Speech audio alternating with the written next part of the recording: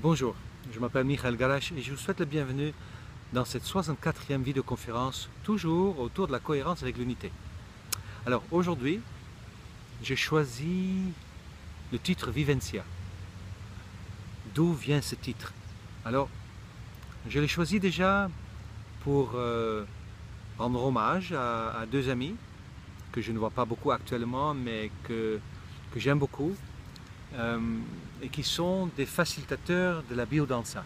Et l'expression vivencia vient de là. Alors, c'est quoi la biodanza? Alors, je vais vous l'expliquer avec mes mots, et peut-être je me trompe complètement de l'origine et tout ça, mais ok, c'est pas grave, c'est la spontanéité de la chose et je ne vais pas vérifier.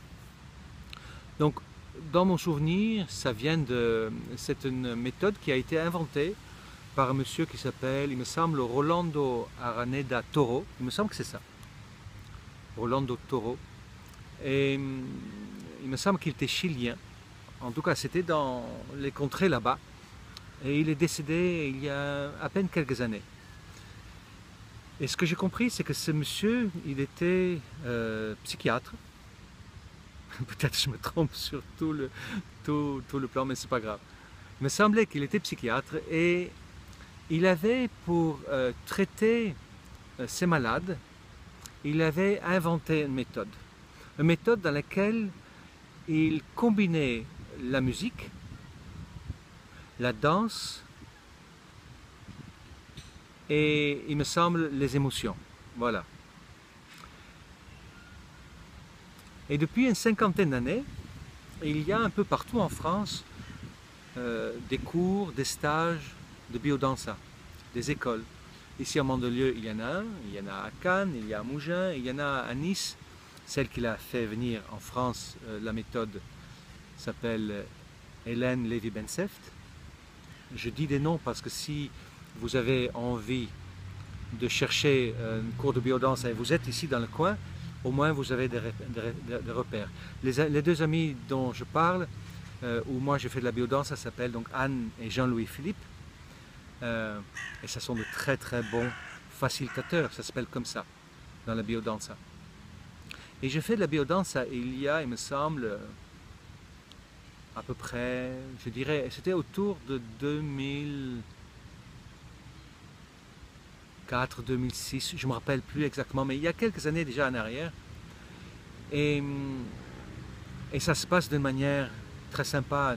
Les gens qui viennent, qui reviennent, ça forme un groupe d'amis, comme une espèce de famille, autour d'une technique qui n'est pas une thérapie, mais qui a un effet thérapeutique assez important, et qui permet, à travers des exercices ludiques, avec de la musique, de la bonne musique, de, comment dire ça, de faciliter une ouverture, je dirais, vers soi-même, vers l'autre. C'est une technique, je dirais, relationnelle envers soi, parce que le but c'est de s'ouvrir, d'oser, d'y aller. Et il semblerait, une des phrases que Rolando Toro utilisait et que j'ai entendu Jean-Louis dire, c'est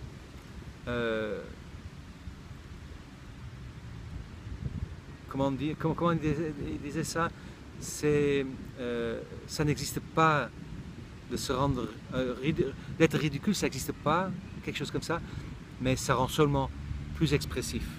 Voilà, le ridicule n'existe pas. Il me semble que c'est ça. Et c'est un peu ça, c'est-à-dire que depuis que je suis jeune, je n'osais pas danser, je n'osais pas marcher avec une fille main à la main. C'est venu beaucoup plus tard.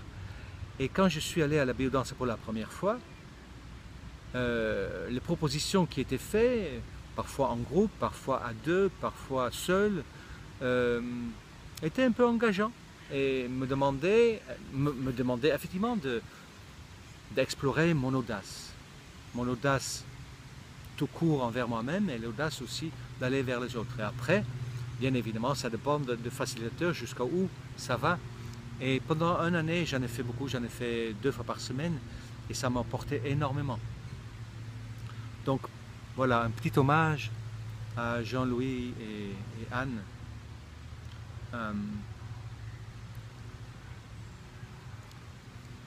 Dans la biodanza, La philosophie, je ne vais pas nécessairement aborder parce que elle a évolué peut-être dans le temps. Mais en tout cas, au fur et à mesure que je visitais les stages, les soirées, les propos de Jean-Louis allaient de plus en plus vers cette notion d'unité. Et je sais que le groupe de biodanseurs ici est très grand et ça sont des copains, des amis, ils se trouvent parfois sur la plage et tout ça. C'est vraiment très très chouette. Si je ne vais pas, c'est pas parce que ça ne me plaît pas, c'est parce qu'effectivement je partage mon temps entre Mandelieu et Aix et j'ai changé en fait la biodanse pour le tantra.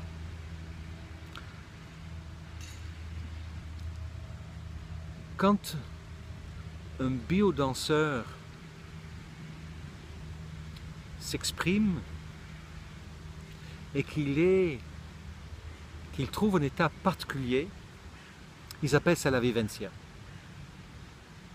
Et c'est le mot le plus proche donc que j'ai trouvé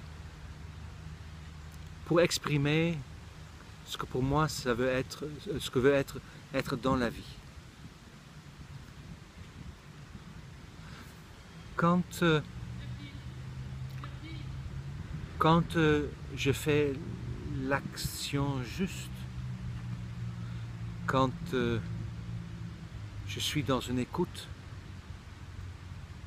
avec le cœur, quand je suis juste dans ma relation, qu'elle soit conflictuelle ou pas, mais quand je suis juste, quand je suis au bon endroit, au bon moment. Un peu comme cette personne dans la carte de Osho, où c'est marqué lâcher prise, cette personne, oh non, elle est avec le courant. Cette personne qui est couchée dans l'eau et en fait il va avec le courant. En fait, cette personne ne sent plus la résistance que l'eau l'oppose. Pour moi, c'est ça être dans la vivencia. Et parfois, il y a des biodanseurs qui font allusion à cette sensation qu'ils peuvent avoir quand ils dansent bio, quand ils font la biodanse. Et c'est, semblerait-il, je ne me souviens pas de l'avoir vécu en biodanse, mais il y a des moments quand l'expression de danse et la présence dans l'ici et maintenant se rejoignent, qu'effectivement un état de félicité, on pourrait dire, les habite. Et ils disent, voilà, j'étais dans la vivencia. Et ce n'est pas nécessairement un état, c'est ce qu'on dit en tout cas, qu'on peut forcer. C'est un état qui vient. C'est comme la réalisation, c'est pas un état, ou l'argent, c'est mieux encore. C'est pas l'argent, on peut pas, si on va courir après l'argent, on peut, bien sûr, mais pour moi l'argent, la qualité des personnes autour de toi sont le résultat, la résultante de ma manifestation. Et de cette manière-là aussi, la vivencia serait, cette sensation de vivencia, ça serait donc la résultante de toutes ces facettes qui pourraient être justes dans ma vie, dans lesquelles je me positionne de manière adéquate. Appelons ça comme ça. On peut dire juste. Mais il y a, pour moi, dans la notion juste, il y a une notion de rigidité dedans. C'est comme si, quand je dis juste, il y a quelque chose qui n'est pas juste. C'est encore dualité. Quand dans le judaïsme, on dit que quelqu'un c'est un juste, ça veut dire qu'il excelle peut-être dans le fait de ne pas être injuste. C'est quelqu'un qui fait la chose qu'il faut. Et il y a une expression dans le yiddish qui est pour moi beaucoup plus important, et c'est d'être un mensch. Un mensch, c'est rien d'autre, comme en allemand, un être humain. Un être humain. Je dirais l'humain qui est en ce moment-là l'être.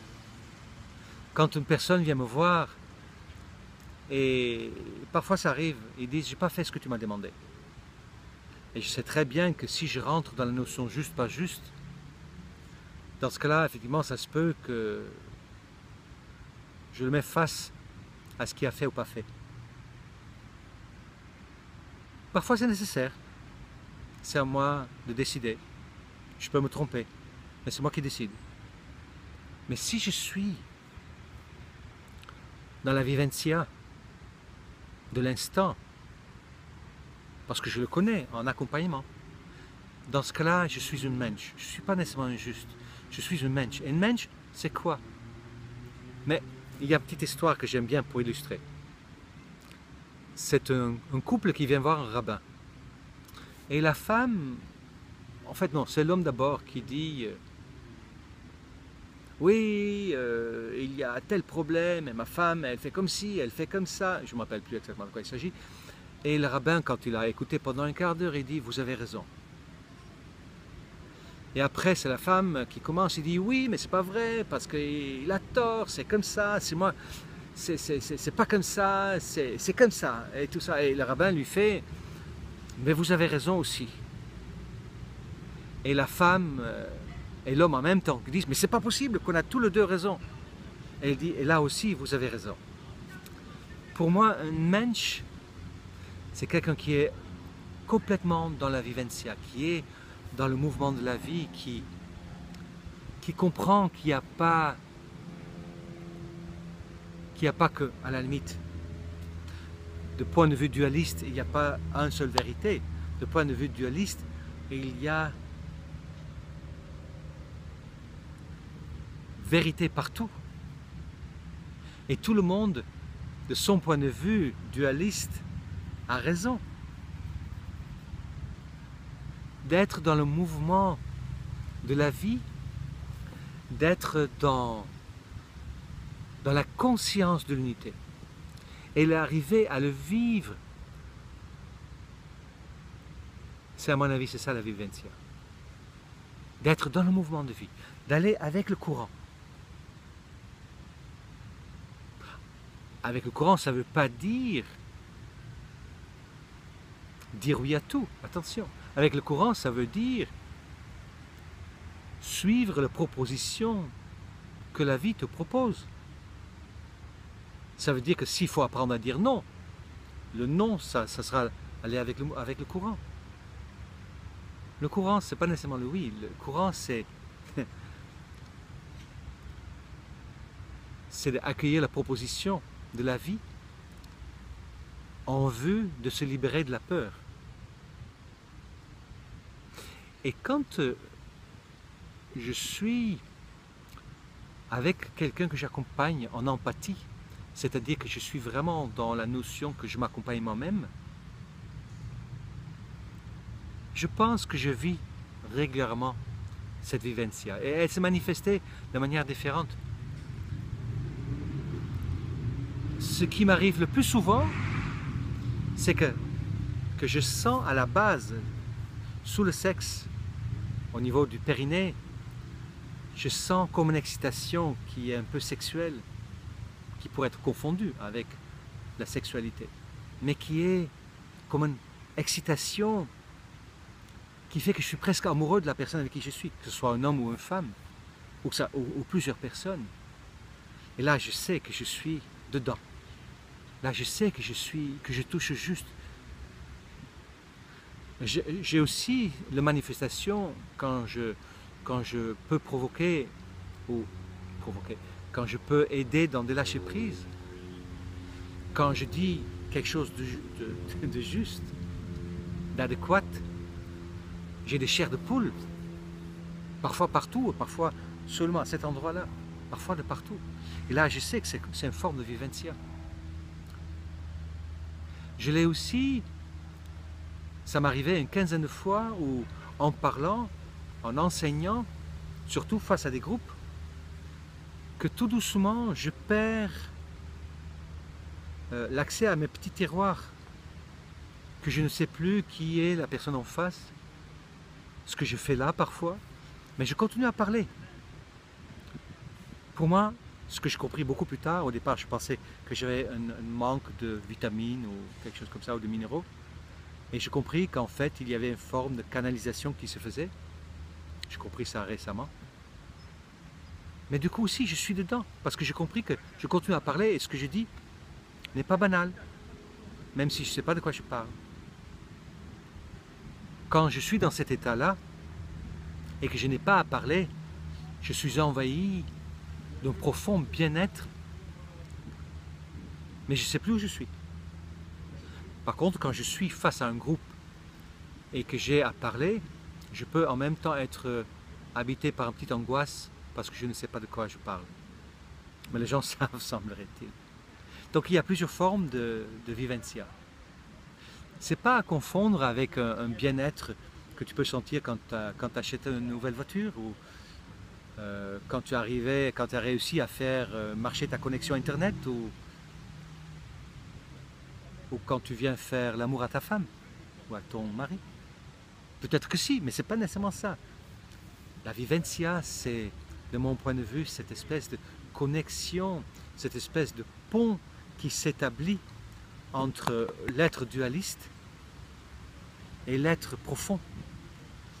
Vous voyez, si je suis réalisé, j'ai cette connexion en permanence. Mais je suis sur le chemin de la réalisation et cette connexion, je ne l'ai pas tout le temps. C'est des petits ponts qui se font. Et quand le pont se fait, c'est spécial, c'est spécial.